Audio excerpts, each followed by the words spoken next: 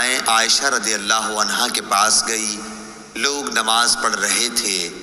میں نے اس بے وقت نماز پر تعجب سے پوچھا کہ یہ کیا ہے؟ حضرت عائشہ رضی اللہ عنہا نے سر سے آسمان کی طرف اشارہ کیا۔ میں نے پوچھا کیا کوئی نشانی ہے؟ انہوں نے سر کے اشارے سے ہاں کہا، کیونکہ سورج گہن ہو گیا تھا۔ اسما نے کہا کہ نبی کریم صلی اللہ علیہ وسلم دیر تک نماز پڑھتے رہے، یہاں تک کہ مجھ کو غشی آنے لگی۔ قریب ہی ایک مشک میں پانی بھرا رکھا تھا، میں اسے کھول کر اپنے سر پر پانی ڈالنے لگی۔ پھر جب سورج صاف ہو گیا تو رسول اللہ صلی اللہ علیہ وسلم نے نماز ختم کر دی۔ اس کے بعد آپ صلی اللہ علیہ وسلم نے خطبہ دیا۔ پہلے اللہ تعالیٰ کی اس کی شان کے مناسب تعریف بیان کی، اس کے بعد فرمایا اما بعد۔ اتنا فرمانا تھا کہ کچھ انصاری عورتیں شور کرنے لگیں، اس لیے میں ان کی طرف بڑھی کہ انہیں چپ کراؤں تاکہ رسول اللہ صلی اللہ علیہ وسلم کی بات اچھی طرح سن سکوں، مگر میں آپ کا کلام نہ سن سکی۔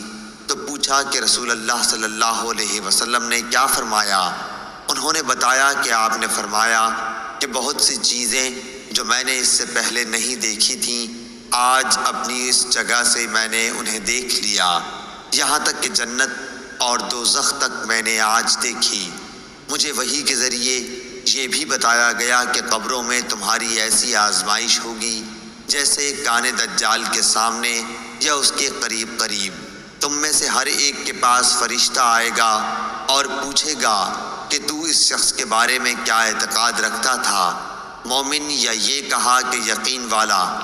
شام کو شک تھا، کہے گا کہ وہ محمد رسول اللہ صلی اللہ علیہ وسلم ہیں، ہمارے پاس ہدایت اور واضح دلائل لے کر آئے، اس لیے ہم ان پر ایمان لائے، ان کی دعوت قبول کی، ان کی اتباع کی اور ان کی تصدیق کی۔ اب اس سے کہا جائے گا کہ تو صالح ہے، آرام سے سو جا، ہم پہلے ہی جانتے تھے کہ تیرا ان پر ایمان ہے۔ شام نے شک کے اظہار کے ساتھ کہا کہ رہا منافق یا شک کرنے والا، تو جب اس سے پوچھا جائے گا کہ تو اس شخص کے بارے میں کیا کہتا ہے، تو وہ جواب دے گا مجھے نہیں معلوم، میں نے لوگوں کو ایک بات کہتے سنا، اسی کے مطابق میں نے بھی کہا۔ شام نے بیان کیا کہ فاطمہ بنت منظر نے جو کچھ کہا تھا میں نے وہ سب یاد رکھا، لیکن انہوں نے قبر میں منافقوں پر سخت عذاب کے بارے میں جو کچھ کہا وہ مجھے یاد نہیں رہا۔ رسول اللہ صلی اللہ علیہ وسلم نے اس وقت جب آپ کے گرد صحابہ کی ایک جماعت بیٹھی ہوئی تھی فرمایا کہ مجھ سے بیعت کرو اس بات پر کہ اللہ کے ساتھ کسی کو شریک نہ کرو گے، چوری نہ کرو گے، زنا نہ کرو گے، اپنی اولاد کو قتل نہ کرو گے، اور ناعمدن کسی پر کوئی ناحق بہتان باندھو گے، اور کسی بھی اچھی بات میں اللہ کی نافرمانی نہ کرو گے۔ جو کوئی تم میں اس عہد کو پورا کرے گا تو اس کا ثواب اللہ کے ذمے ہے، اور جو کوئی ان بری باتوں میں سے کسی کا ارتکاب کرے اور اسے دنیا میں اسلامی قانون کے تحت سزا دے دی گئی تو یہ سزا اس کے گناہوں کے لیے بدلہ ہو جائے گی، اور جو کوئی ان میں سے کسی بات میں مبتلا ہو گیا اور اللہ نے اس کے گناہ کو چھپا لیا تو پھر اس کا معاملہ اللہ کے حوالے ہے، اگر چاہے معاف کرے اور اگر چاہے سزا دے دے۔ عبادہ کہتے ہیں کہ پھر ہم سب نے ان سب باتوں پر آپ صلی اللہ علیہ وسلم سے بیعت کر لی۔ حضرت ابو ہریرہ رضی اللہ تعالیٰ عنہ سے روایت ہے، رسول اللہ صلی اللہ علیہ وسلم نے فرمایا، جب تک میں تمہیں کسی معاملے میں آزاد چھوڑے رکھوں تب تک تم بھی مجھے چھوڑے رکھو، یعنی بلا وجہ سوال نہ کرو، کیونکہ تم سے پہلے لوگ اپنے انبیاء علیہ السلام سے سوالات کرنے اور پھر ان کے احکام کی مخالفت کرنے کی وجہ سے ہی ہلاک ہوئے۔ لہٰذا جب میں تمہیں کسی کام کا حکم دوں تو حسب ہمت اس کی تعمیل کرو، اور جب کسی کام سے منع کر دوں تو اس سے رک جا۔ حضرت حضرت بریدہ رضی اللہ تعالیٰ عنہ سے مروی ہے کہ ایک آدمی رسول اللہ صلی اللہ علیہ وسلم کے پاس آیا اور آپ سے نمازوں کے اوقات کے بارے میں پوچھا۔ آپ صلی اللہ علیہ وسلم نے فرمایا، ہمارے پاس آئندہ 2 دن ٹھہرو۔ آپ نے پہلے دن بلال رضی اللہ تعالیٰ عنہ کو حکم دیا تو انہوں نے فجر ہوتے ہی اقامت کہی اور آپ صلی اللہ علیہ وسلم نے فجر کی نماز پڑھائی۔ پھر جو ہی سورج ڈھلا تو آپ نے انہیں اقامت کا حکم دیا اور ظہر کی نماز پڑھی۔ پھر جب سورج کو سفید دیکھا یعنی تپش دوپہر سے کم ہوئی تو اقامت کا حکم دیا اور عصر کی نماز پڑھی۔ پھر جب سورج کا آخری کنارہ ڈوب گیا تو اقامت کا حکم دیا اور مغرب کی نماز پڑھائی۔ پھر جب سورج کی سرخی غائب ہو گئی تو عشاء کی اقامت کہلوائی۔ پھر اگلے دن اسے تاخیر کا حکم دیا اور فجر کو روشنی میں پڑھا۔ پھر ظہر کو ٹھنڈا کیا اور خوب اچھی طرح ٹھنڈا کیا۔ پھر عصر کی نماز پڑھی جبکہ سورج ابھی سفید تھا یعنی زرد نہ ہوا تھا، ویسے پہلے دن سے مؤخر کیا۔ پھر شفق یعنی سرخی غائب ہونے سے پہلے مغرب کی نماز پڑھی۔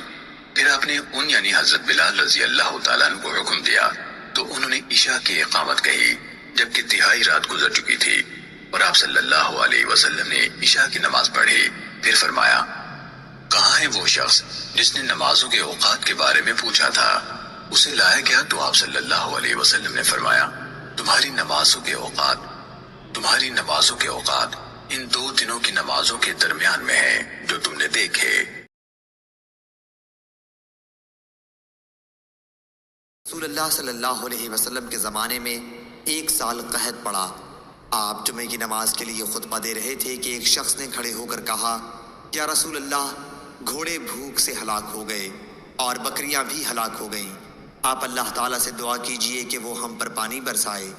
حضرت صلی اللہ علیہ وسلم نے اپنے ہاتھ اٹھائے اور دعا کی۔ حضرت انس رضی اللہ عنہ نے بیان کیا کہ اس وقت آسمان شیشے کی طرح بالکل صاف تھا۔ اتنے میں ہوا چلی، اس نے ابر کو اٹھایا، پھر اس ابر کے بہت سے ٹکڑے جمع ہو گئے اور آسمان نے گویا اپنے دہانے کھول دیے۔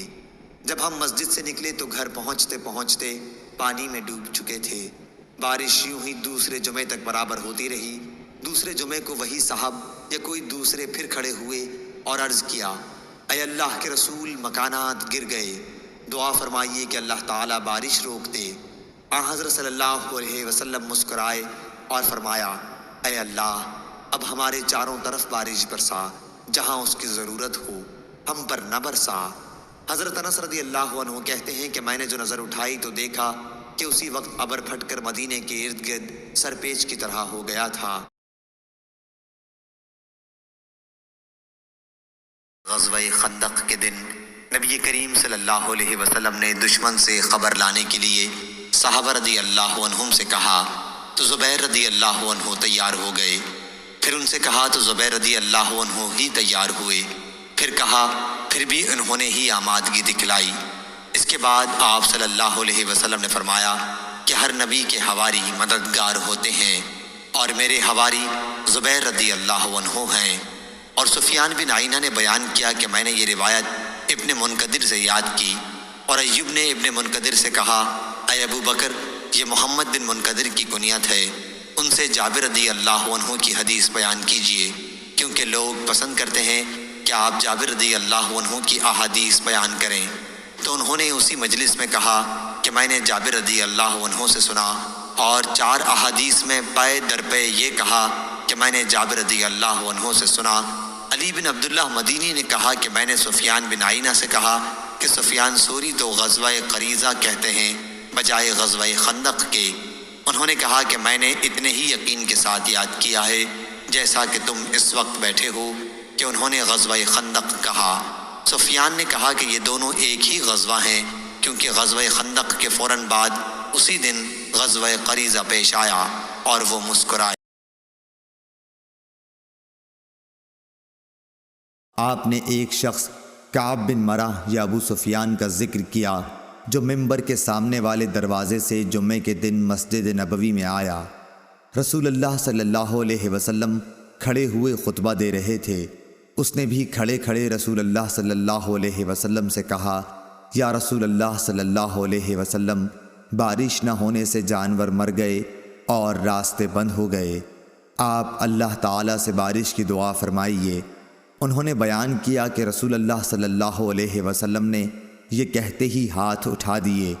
آپ صلی اللہ علیہ وسلم نے دعا کی کہ اے اللہ ہمیں سیراب کر، اے اللہ ہمیں سیراب کر، اے اللہ ہمیں سیراب کر۔ انس رضی اللہ عنہ نے کہا بخدا کہیں دور دور تک آسمان پر بادل کا کوئی ٹکڑا نظر نہیں آتا تھا اور نہ کوئی اور چیز ہوا وغیرہ جس سے معلوم ہو کہ بارش آئے گی، اور ہمارے اور صلح پہاڑ کے درمیان کوئی مکان بھی نہ تھا کہ ہم بادل ہونے کے باوجود نہ دیکھ سکتے ہوں۔ پہاڑ کے پیچھے سے ڈھال کے برابر بادل نمودار ہوا اور بیچ آسمان تک پہنچ کر چاروں طرف پھیل گیا اور بارش شروع ہو گئی۔ خدا کی قسم ہم نے سورج ایک ہفتے تک نہیں دیکھا۔ پھر ایک شخص دوسرے جمعے کو اسی دروازے سے آیا۔ رسول اللہ صلی اللہ علیہ وسلم کھڑے ہوئے خطبہ دے رہے تھے۔ اس شخص نے پھر آپ کو کھڑے کھڑے ہی مخاطب کیا کہ یا رسول اللہ صلی اللہ علیہ وسلم، بارش کی کثرت سے مال و منال پر تباہی آ گئی اور راستے بند ہو گئے، اللہ تعالیٰ سے دعا کیجیے کہ بارش روک دے۔ پھر رسول اللہ صلی اللہ علیہ وسلم نے ہاتھ اٹھائے اور دعا کی کہ یا اللہ اب ہمارے ارد گرد بارش برسا، ہم سے اسے روک دے، ٹیلوں، پہاڑوں، پہاڑیوں، وادیوں اور باغوں کو سیراب کر۔ انہوں نے کہا کہ اس دعا سے بارش ختم ہو گئی اور ہم نکلے تو دھوپ نکل چکی تھی۔ شریک نے کہا کہ میں نے انس رضی اللہ عنہ سے پوچھا کہ یہ وہی پہلا شخص تھا، تو انہوں نے فرمایا کہ مجھے معلوم نہیں۔ ایک دن آن حضرت صلی اللہ علیہ وسلم لوگوں میں تشریف فرما تھے کہ آپ کے پاس ایک شخص آیا اور پوچھنے لگا کہ ایمان کسے کہتے ہیں؟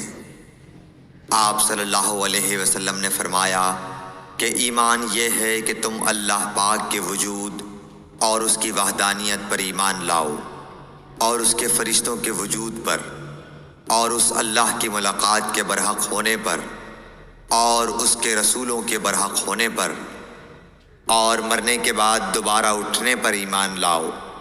پھر اس نے پوچھا کہ اسلام کیا ہے؟ آپ صلی اللہ علیہ وسلم نے پھر جواب دیا کہ اسلام یہ ہے کہ تم خالص اللہ کی عبادت کرو اور اس کے ساتھ کسی کو شریک نہ بناؤ، اور نماز قائم کرو، اور زکوٰۃ فرض ادا کرو، اور رمضان کے روزے رکھو۔ پھر اس نے احسان کے متعلق پوچھا۔ آپ صلی اللہ علیہ وسلم نے فرمایا احسان یہ ہے کہ تم اللہ کی عبادت اس طرح کرو گویا تم اسے دیکھ رہے ہو۔ اگر یہ درجہ نہ حاصل ہو تو پھر یہ تو سمجھو کہ وہ تم کو دیکھ رہا ہے۔ پھر اس نے پوچھا کہ قیامت کب آئے گی؟ آپ صلی اللہ علیہ وسلم نے فرمایا کہ اس کے بارے میں جواب دینے والا پوچھنے والے سے کچھ زیادہ نہیں جانتا، البتہ میں تمہیں اس کی نشانیاں بتلا سکتا ہوں۔ وہ یہ ہیں کہ جب لونڈی اپنے آقا کو جنے گی، اور جب سیاہ اونٹوں کے چرانے والے دیہاتی لوگ ترقی کرتے کرتے مکانات کی تعمیر میں ایک دوسرے سے بازی لے جانے کی کوشش کریں گے، یاد رکھو قیامت کا علم ان 5 چیزوں میں ہے جن کو اللہ کے سوا کوئی نہیں جانتا۔ پھر آپ صلی اللہ علیہ وسلم نے یہ آیت پڑھی کہ اللہ ہی کو قیامت کا علم ہے کہ وہ کب ہوگی۔ پھر وہ پوچھنے والا پیٹھ پھیر کر جانے لگا۔ آپ نے فرمایا کہ اسے واپس بلا کر لاؤ۔ لوگ دوڑ پڑے مگر وہ کہیں نظر نہیں آیا۔ آپ صلی اللہ علیہ وسلم نے فرمایا کہ یہ جبرائیل علیہ السلام تھے جو لوگوں کو ان کا دین سکھانے آئے تھے۔ حضرت ابو ہریرہ رضی اللہ عنہ بیان کرتے ہیں رسول اللہ صلی اللہ علیہ وآلہ وسلم نے فرمایا روز قیامت سب سے پہلے شہید کا فیصلہ سنایا جائے گا، اسے پیش کیا جائے گا تو اللہ اسے اپنی نعمتیں یاد کرائے گا اور وہ ان کا اعتراف کرے گا۔ پھر اللہ فرمائے گا تو نے ان کے بدلے میں شکر کے طور پر کیا کیا؟ وہ عرض کرے گا میں نے تیری خاطر جہاد کیا حتیٰ کہ مجھے شہید کر دیا گیا۔ اللہ فرمائے گا تو نے جھوٹ کہا کیونکہ تو نے داد شجاعت حاصل کرنے کے لیے جہاد کیا تھا۔ بس وہ کہہ دیا گیا۔ پھر اس کے متعلق حکم دیا جائے گا تو اسے منہ کے بل گھسیٹ کر جہنم میں ڈال دیا جائے گا۔ دوسرا شخص جس نے علم حاصل کیا اور اسے دوسروں کو سکھایا اور قرآن کریم کی تلاوت کی، اسے بھی پیش کیا جائے گا تو اللہ اسے اپنی نعمتیں یاد کرائے گا، وہ ان کا اعتراف کرے گا۔ اللہ پوچھے گا کہ تو نے ان کے بدلے میں کیا کیا؟ وہ عرض کرے گا میں نے علم سیکھا اور اسے دوسروں کو سکھایا، اور میں تیری رضا کی خاطر قرآن کی تلاوت کرتا رہا۔ اللہ فرمائے گا تو نے جھوٹ کہا، البتہ تو نے علم اس لیے حاصل کیا تھا کہ تمہیں عالم کہا جائے، اور قرآن پڑھا تاکہ تمہیں قاری کہا جائے۔ وہ کہہ دیا گیا، پھر اس کے متعلق حکم دیا جائے گا تو اسے منہ کے بل گھسیٹ کر جہنم میں ڈال دیا جائے گا۔ تو تیسرا وہ شخص جسے اللہ تعالیٰ نے مال و زر کی جملہ اقسام سے خوب نوازا ہوگا، اسے پیش کیا جائے گا تو اللہ اسے اپنی نعمتیں یاد کرائے گا، وہ انہیں پہچان لے گا تو اللہ پوچھے گا تو نے ان کے بدلے میں کیا کیا؟ وہ عرض کرے گا میں نے ان تمام مواقع پر جہاں خرچ کرنا تجھے پسند تھا خرچ کیا۔ اللہ فرمائے گا تو نے جھوٹ کہا، تو نے تو اس لیے خرچ کیا کہ تجھے بڑا سخی کہا جائے۔ بس وہ کہہ دیا گیا، پھر اس کے متعلق حکم دیا جائے گا تو اسے منہ کے بل گھسیٹ کر جہنم میں ڈال دیا جائے گا۔